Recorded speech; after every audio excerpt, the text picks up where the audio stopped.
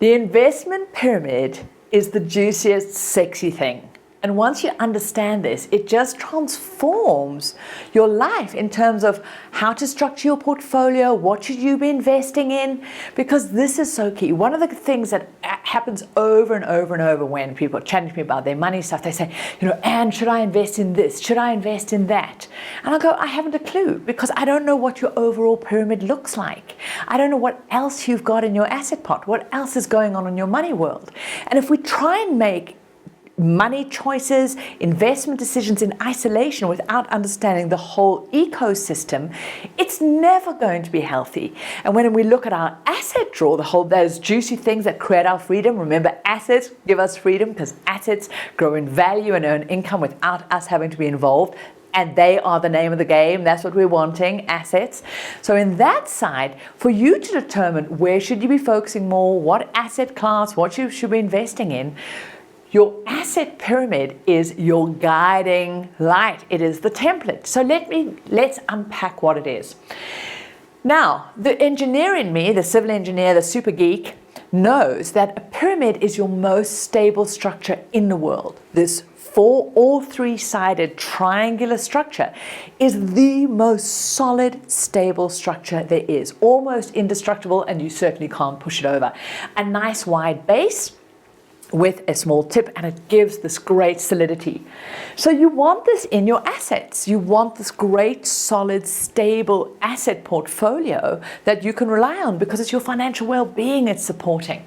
Now, a pyramid can come in 4 sides or 3 sides. Both forms are stable, but we're going to always start, and the ideal is to get to a 4-sided asset pyramid. So each side of these represents your 4 different asset classes. So let's remember what they are. The first asset class is stocks and shares. This is equity. Equity just means share in businesses. But also this side you can also call what's called your intangible. So I wonder if I write on here. So let's just call it your IT for expedience sake, because if I try to spell the whole thing, we'd be here forever. Intangible assets means shares in businesses and companies. Things that fall under here is your index tracker portfolio, shares in companies. It also can be private equity shares in companies that aren't listed. Things like loan instruments. These are bonds, or if you lend money and you become the debt collector or the credit. Loan instruments are intangible. They're also sometimes called your liquid assets because they're easy to buy and sell, so they're highly liquid. So they fall all under this asset class. And for simplicity, let's call it your equities. But as I said, commodities, currencies, loan instruments, private equity, and publicly listed equity will all fall under that part of your pyramid. This part of your pyramid is your fixed assets. So if this is liquid, this will be your fixed assets. Also called your tangible. So that's intangible because it's related to something like a contract concept. This is tangible because it's something you can actually touch. In layman's terms, or for us, the most common asset we'll have in here are our investment property, the real bricks and mortar. So they will fill up this side of the pyramid, whereas your tangible, your intangible assets are filling up there. So now we've already got 2 primary different asset classes: intangible, tangible, liquid, fixed, or illiquid as well, investment property, equity. So now you've got these 2 different asset groups, and you want both of them in there because asset groups each function in markets in different kind of cycles, so it brings you what's called asset allocation and diversity across asset groups. Now, if we imagine we're looking at the back part of the pyramid, we go to the 3rd asset class, and in this one, this is the low input business asset class. Remember, I hate the word passive because why would we want to be passive in our life? And there is no such thing. But this is where you are no longer involved in the exchanging value for time money. You're using systems, processes. So let's call this business.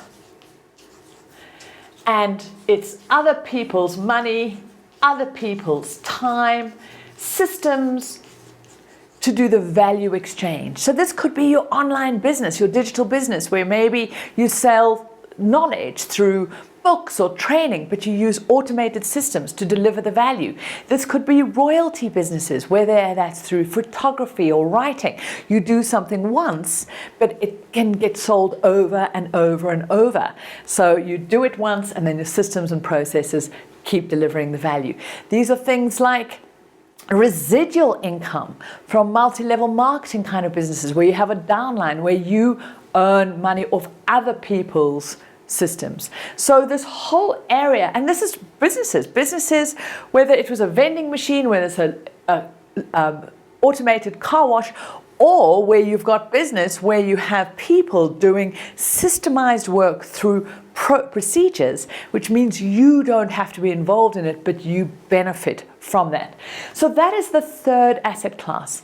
And then the final asset class, which is truly sexy, is ourselves. We are one of the most important assets. You are part of this asset pyramid. Now, when most people start off their wealth creation life, that's the only asset they have to start off with, to earn income, to generate it, to exchange value. And that's great. It's super important that we mustn't judge that. The problem is if you only have that and not these other assets. So when you recognize you as an asset, you're also making sure that you're investing in you. You keep expanding your knowledge and skills. You need you growing so that you can learn how to invest in the liquid, the intangible assets, in your equities, in your investment property to grow a business. So you can see your pyramid can only expand at the rate that you keep expanding. Because if you're still sitting like some little skinny little wedge down there, the rest of your assets can't grow. And this is what I know for certain.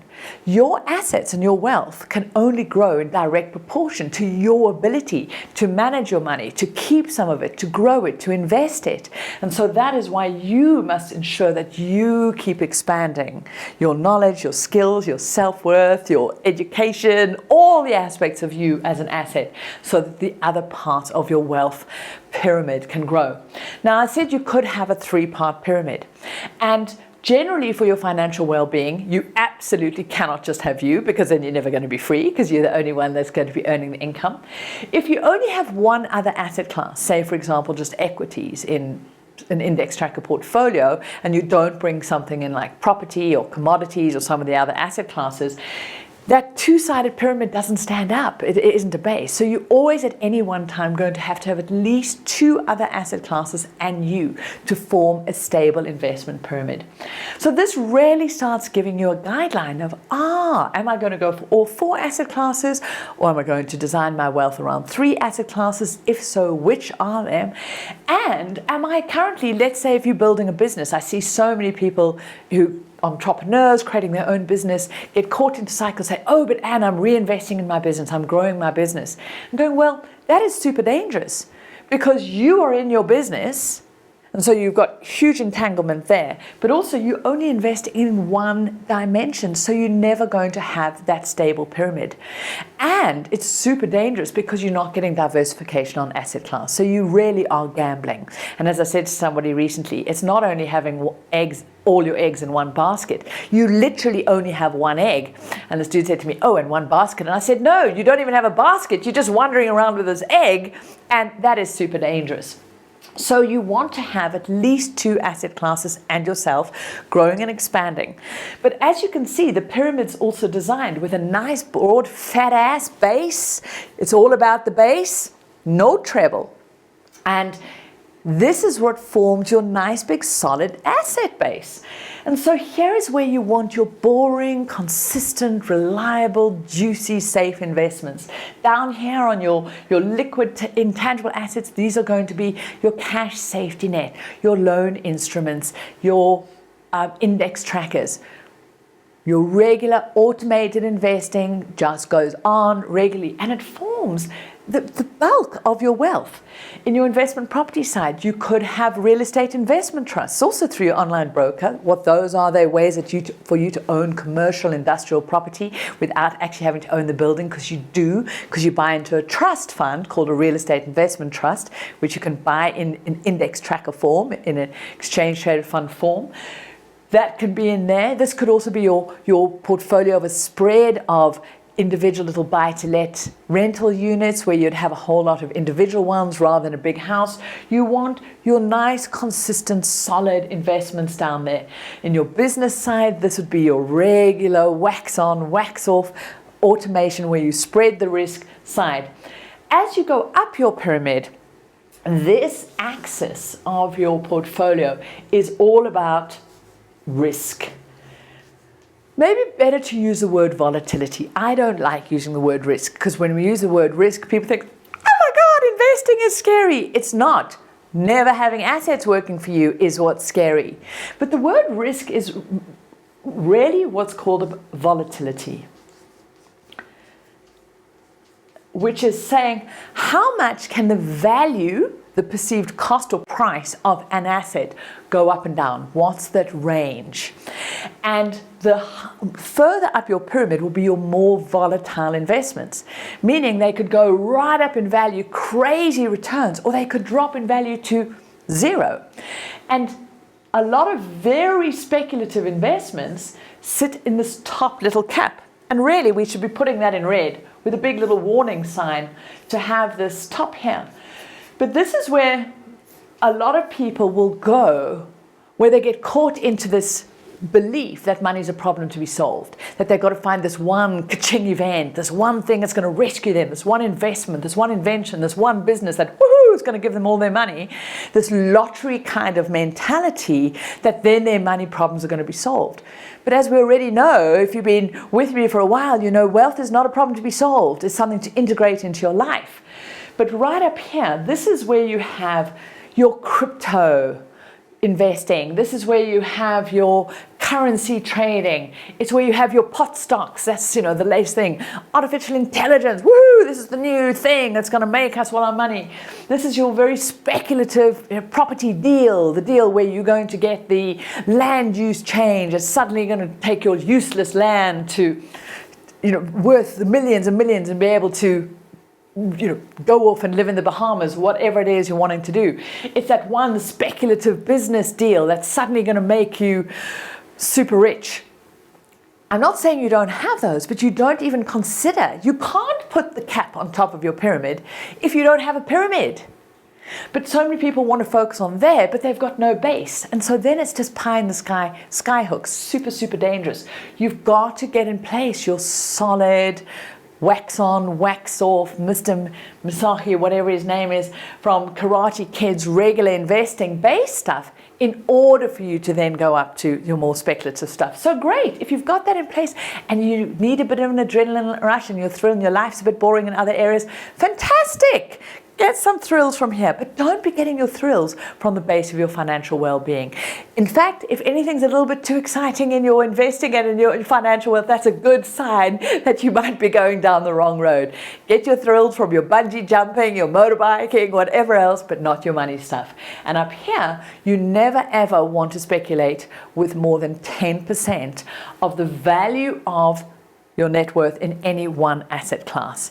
So let's say, for example, you've got a 3 pyramid side and your actual net worth is made up of your properties and your equities. And maybe you've got 50% spread between both of those assets, and maybe you've got $1 million net worth. So you've got about 500,000 in your intangible asset class, 500,000 in your investment property. Remember, that's net worth after any liabilities. Means of that 500,000, no more than 50,000, 10% would be put into speculating in this side. So hopefully this really gives you a guidance of how to structure your portfolio. And if you're tempted again by that at the pub suggestion to just come on, dabble into this next big thing that's going to make you millions, fine. If you're interested in going for it, but have a framework, have a ability to go into it and know that no more than 10% of your liquid net worth would even be considered to that. And if you've already got other speculative investments going, then they come out of that same 10%. So this framework will really help guide you on designing your portfolio and understanding the assets that you need in your life. So I hope you've enjoyed learning about the investment pyramid. And I'm Ann Wilson. If you've watched this anywhere over than at thewealthchef.com, head on over there. And in the comments below, I'd love you to share with me which sides of the pyramid do you already have in place? And are you going for a 4 or a 3-sided pyramid? And if you don't yet have any of your pyramid developed, if you've only got you, which side of your pyramid are you going to start focusing on and get going fast? Is it going to be the business, the property, or the equity, so that you can start getting this amazing supportive structure in place to get you living your great, juicy, amazing life?